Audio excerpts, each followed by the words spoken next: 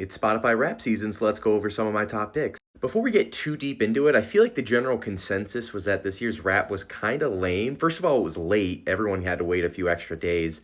But just the content in it was not as deep or, just as well thought out as last year's. Way more like, I feel like AI made it. It was just half as long.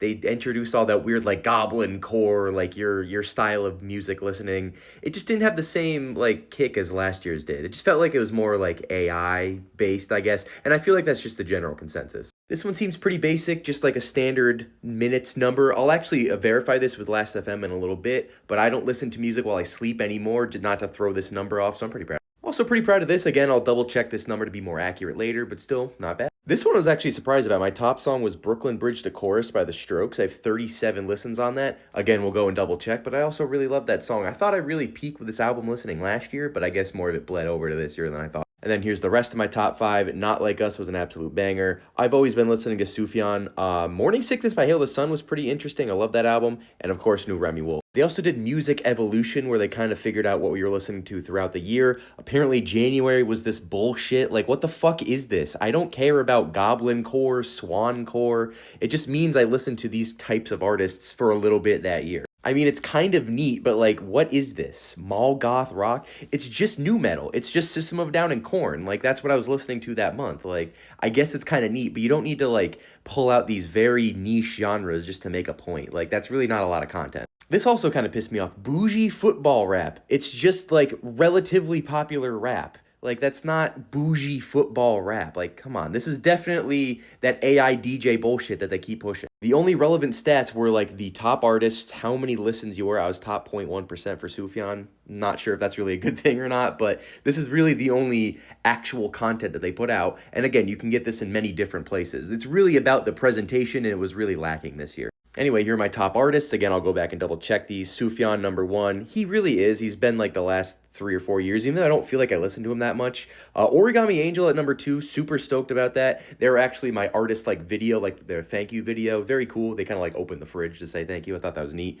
System of a Down at three. Listen to him a lot at the gym. And of course, Denzel Curry, JPEG Mafia. They all put out albums this year. They were great. Also, one thing that really pisses me off every year is they never put albums. Like, you never see top albums of the year. It's always artists and songs. I always listen to album formats. Well, I'll listen to playlists and make playlists, obviously, and listen to them. But album is usually my way of listening to a type of music, and that's a whole video format on its own. But they've never done albums of the year, like your top listened to albums. And it always just makes no sense. It's an easy stat to pull. And yes, this is the big one that they post on all the social medias. I did too.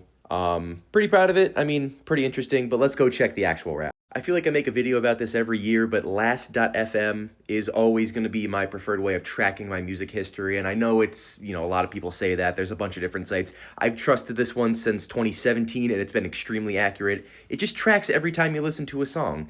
And I think it's just incredibly easy and relevant, and you don't have to wait a whole year to figure out what you listen to. So here are my artist listenings from this year. So Scrabble is just every time you play a track. So Origami Angel is actually at number one by like 30 over Sufjan. So these two are actually completely wrong. Didn't even include Kendrick at 3 because he put out GNX a little bit later in the year. And I don't think Spotify Rap even counts certain listens after, I think, like November or some weird stat like that. So not even included in my top 5. But then you have System of a Down, Denzel Curry, and JPEG Mafia, just one spot below where they should be. And here are the actual track listens from this year. It actually got 1 and 2 correct. Didn't include BYOB or Zombie Girl by Adrian Lenker, so just completely missed for some reason. A Running Start was in there, and also 2 other System of a Down songs. So no Remy Wolf and no Hail the Sun track. I think they were lower in the 10, but just not even there. Like, just completely wrong. Finally, stats that I actually care about is album of the year. The most times I've listened to is Mesmerized by System of a Down. Really, really love that at the gym this year. Just pushed me super hard. Gami Gang, Origami Angel, amazing album. Also would push me really hard at the gym. Javelin is a 10 out of 10. The new JPEG Mafia, which is going to be top 5 this year, spoiler alert.